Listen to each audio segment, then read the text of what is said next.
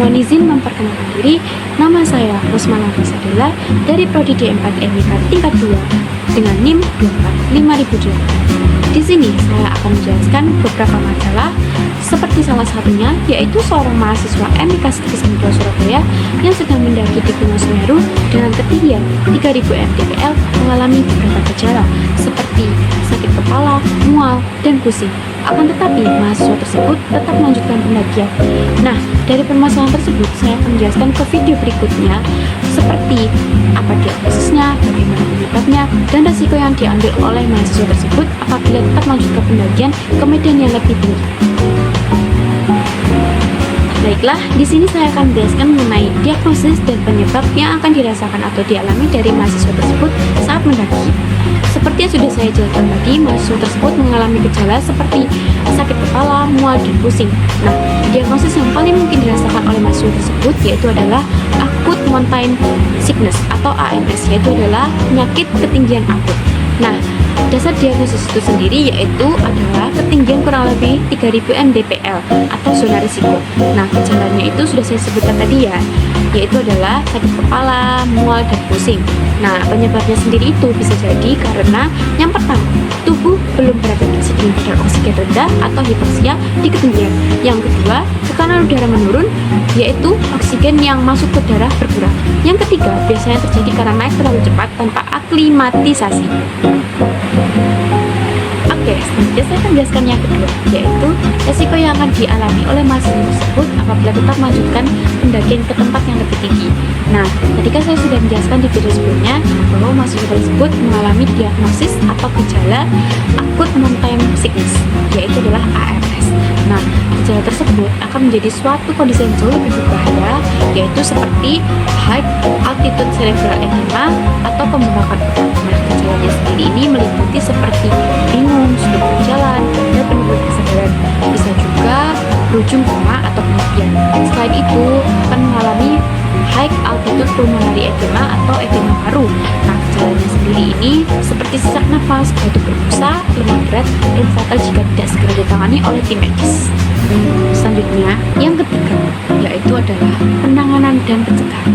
Apabila mahasiswa tersebut saat mendaki bersama dengan temannya, penanganan dapat dilakukan oleh temannya untuk membantu mahasiswa tersebut, yaitu adalah yang pertama, jangan melanjutkan pendakian. Yang kedua, berhenti dan istirahat sejenak. Ketiga, membantu mahasiswa tersebut turun ke bawah apabila gejalanya tidak segera membaik.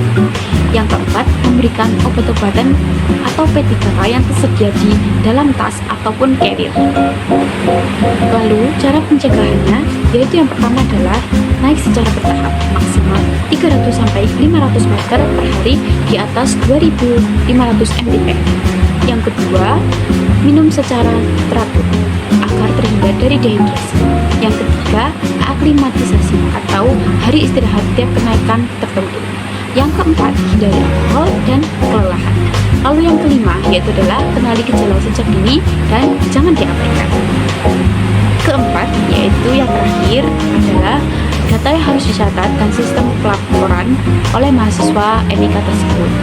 Data yang dapat dicatat meliputi seperti identitas pendakinya, seperti nama, umur, jenis kelamin, dan riwayat penyakitnya. Atau bisa juga data pendakian seperti ketinggiannya, berapa mdpl, lalu lokasinya, misalnya seperti Gunung Bolok, Lutut Siwur, Putu Braga, Penanggungan, atau juga bisa gunung lainnya. Terus bisa juga lama pendakiannya dan riwayat aklimatisasinya. Selanjutnya bisa juga dicatat data klinis gejala yang dialami oleh pendaki tersebut seperti sakit kepala, mual, muntah, pusing, atau juga sesak nafas dan lain-lain. Dicatat juga skala nyerinya, tanda vital seperti meliputi nadi, suhu, dan SPO-nya. Dan juga bisa dicatat tindakan, misalnya pendaki tersebut istirahat sejenak, langsung turun, atau oksigennya, obatnya, apa yang diminum, dan respon pasien terhadap tindakan tersebut. Lalu untuk sistem pelaporannya yaitu bisa digunakan format SOAP, yaitu subjektif meliputi keluhan dari pendaki tersebut seperti pusing, mual. Lalu objektif yaitu tanda vital kondisi fisik pendaki tersebut. Lalu asesmen yaitu gejalanya seperti tadi AMS. Lalu plan yaitu istirahat terlebih dahulu, langsung turun atau melakukan tindakan lainnya. Bisa juga dibuat seperti format kejadian kegawat daruratan pendakian tersebut. Dilaporkan ke ketua tim atau leadernya, bisa juga ke petugas base camp, dan jika berat bisa langsung melaporkan ke tim SAR untuk dilakukan evakuasi. Selanjutnya ke permasalahan kedua, yaitu adalah seorang penyelam naik ke permukaan terlalu cepat kemudian mengalami nyeri sendi dan sesak napas.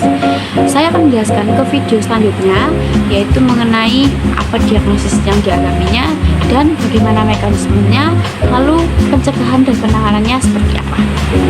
Diagnosis dan mekanisme yang akan dialami oleh penyelam tersebut yaitu adalah untuk diagnosisnya decompression sickness atau DCS, penyakit dekompresi, sering juga disebut the bends. Dasar dari diagnosis ini sendiri yaitu meliputi riwayat seperti yang sudah saya sebutkan tadi, naik ke permukaan terlalu cepat dengan gejala nyeri sendi dan sesak napas. Lalu untuk mekanismenya yang sering terjadi saat menyelam, tekanan kan akan menjadi tinggi. Nah, gas nitrogen ini larut dalam darah dan jaringan. Jika penyelam tersebut naik terlalu cepat, akan menyebabkan tekanan turun drastis, nitrogen tidak sempat keluar lewat paru, dan terbentuk gelembung gas dalam darah dan jaringan dari penyelam tersebut. Gelembung ini sendiri menyebabkan penyelam tersebut mengalami rasa seperti nyeri sendi di jaringan muskuloskeletal, gangguan paru atau sesak napas, dan bisa juga menyumbat pembuluh darah. Untuk penanganan dan pencegahan yang dapat dilakukan oleh penyelam tersebut yaitu penanganannya saat keadaan darurat bisa memberikan oksigen 100% segera, dibantu oleh teman dari penyelam tersebut jika menyelamnya bersama dengan teman. Lalu diposisikan berbaring agar penyelam tersebut dapat menghirup udara dengan lebih mudah dan gampang. Setelah itu, melakukan cairan intravena atau head rest. Dan yang terakhir, melakukan evakuasi ke fasilitas dengan ruang hiperbarik. Pertanyaannya, kenapa sih dilakukan evakuasi ke fasilitas dengan ruang hiperbarik? Karena menurunkan ukuran gelembung dan membantu eliminasi nitrogen pada tubuh penyelam tersebut. Jadi intinya, semakin cepat ditangani, semakin besar pula peluang sembuh tanpa komplikasi pada tubuh penyelam tersebut. Terakhir yaitu adalah pencegahannya. Hal yang dapat dilakukan untuk mencegahnya, yang pertama, naik secara perlahan dan jangan terburu-buru. Ikuti aturan kecepatan naik yang aman. Kedua, lakukan safety stop. Berhenti sekitar 3-5 menit di kedalaman kurang lebih 5 meter sebelum naik ke permukaan. Ketiga, ikuti panduan alat selam seperti dive komputer atau tabel selam dan jangan asal kira-kira. Keempat, batasi waktu dan kedalaman menyelam. Jangan melebihi kemampuan atau batas aman.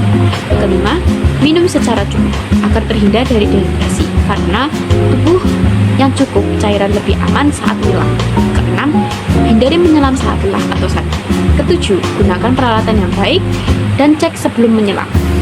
Nah, intinya kita saat menyelam harus secara pelan-pelan dan terkontrol. Ikuti juga prosedur yang sudah tersedia agar saat kembali naik ke permukaan dalam keadaan aman. Baiklah, itu tadi yang dapat bisa saya jelaskan. Untuk teman-teman semuanya, terima kasih yang sudah menyaksikan video saya. Bila ada kurang lebihnya mohon maaf. Wassalamualaikum warahmatullahi wabarakatuh. Sampai jumpa.